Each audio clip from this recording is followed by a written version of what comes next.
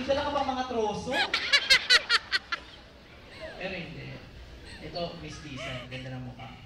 Ikaw rin. Ganda ka naman.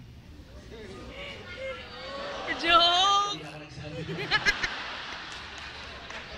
Naniniwala ka bang pangit ka? Hindi. O tamo, sa buhay, may paniniwalang mali. Sana maituwid yan bago maging huli ang lahat. Hindi, biro. Maganda ka. Ano ka ba? You're beautiful in the eyes of God. Sad to say, we're not God.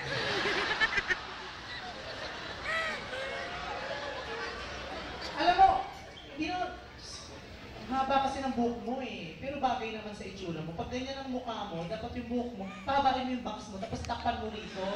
Tapos dito mo ipusod. Tapos maglakad ka patalikod. Nagka-boyfriend ka na dati? Oh, si Jose, si Mario, si Mang Radjo, tsaka si Mang Juan. Apat. May nangyari naman sa inyo. Hindi pinagpala. Sino ang hindi pinagpala? Ikaw o yung apat? Sila. Ilang taong ka na nalaman mong may sakit ka? May sakit ka sa pag-iisip eh. Hindi ka nakapangbago. Anong laman yan? Pati, teka lang. Dala mo ba yung sulat ko? Nakakatuwa yung ilong dito. Ang laki ng bukas. Apit ako sa tulog dito. Buti na lang na smoking sa dabaw. Huwag mo ilagay yung hawakan sa gitna. Hati-hati yung suso mo. Virgin ka pa. Sa kasamang pala. Ano problema mo? Virgin ka ba ka? Oo nga. Virgin ka pa? Ba, nag-iisip din ako ng mga lalaki. Kahit naman ako lalaki, no? Kung ako lang, ikaw lang yung titirahin ko, mababati na lang ako. Pero ang laki ng balakang mo, ha? Maganda ka, sexy ka naman.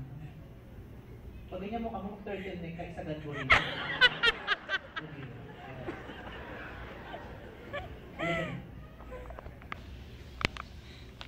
Magsitayo tayo sa unang magbasa. Sa ating salmo responsorio, ang ating tutugon, maganda ba ako? Hindi, di ba? Ulitin po natin. Maganda ba ako? Hindi.